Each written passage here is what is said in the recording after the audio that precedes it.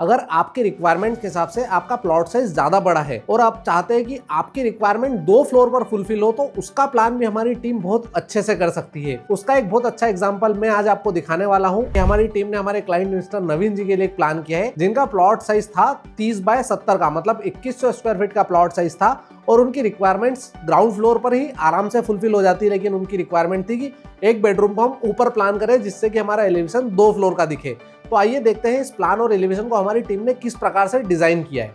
तो जैसा कि मैंने आपको बताया, प्लॉट साइज की बात करेंगे तो है 30 फीट बाय 70 फीट का। तो इसमें हमने सबसे पहले फ्रंट में 17 फीट 6 इंच की जगह पूरी खाली छोड़ दी है, जो कि पार्किंग पर्पज से या गार्डन पर्पज से जैसा क्लाइंट चाहे वैसा प्लान कर सकते हैं।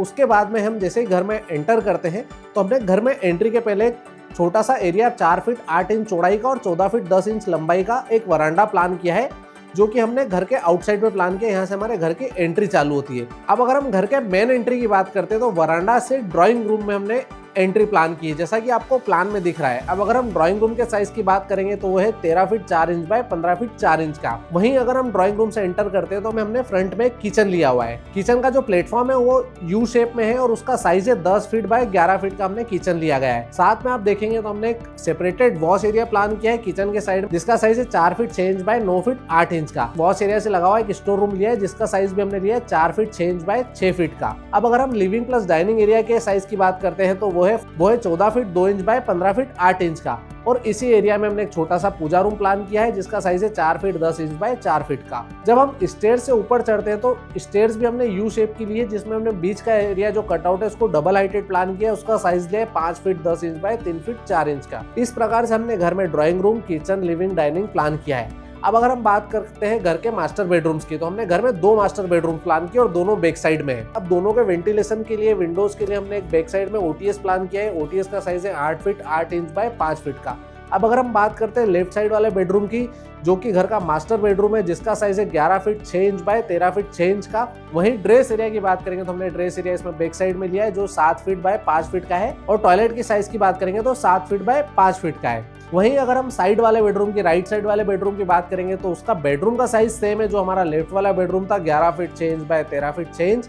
ड्रेस एरिया की बात करेंगे तो 5 फीट 10 इंच का है। टॉयलेट के साइज की बात करेंगे तो 5 फीट बाय 8 फीट 6 इंच का है। अब अगर हम बात करते हैं इस घर के लिविंग प्लस डाइनिंग एरिया जो कॉमन एरिया है उसकी, तो उसमें वेंटिलेशन की एक बड़ी प्रॉब्लम थी। तो उसके लिए हम एक छोटा सा कोर्टयार्ड प्लान किया है, जो है 4 फीट 6 इंच बाय 6 फीट का। ये कोर्टयार्ड 2 तरीके से यूज कर सकते हैं। एक लाइट वेंटिलेशन के लिए तो यूज आएगा, उसके साथ में वहां पर हम कुछ डेकोरेटिव प्लांट्स और ये लगा के वाटर बॉडी फाउंटेन लगा के कुछ डेकोरेटिव प्लान भी कर सकते हैं। अब अगर हम बात करते हैं फर्स्ट फ्लोर की, तो फर्स्ट फ्लोर में इंटरनल स्टेयर से जब ऊपर चढ़ते तो हमने एक अटैच टॉयलेट के साथ में रूम लिया है। रूम के साइज की बात करेंगे 13 feet 6 inch by 15 feet 4 inch का है। और इसमें हमने जो अटैच टॉयलेट ली है उसका साइज है 7 फीट बाय 5 फीट का।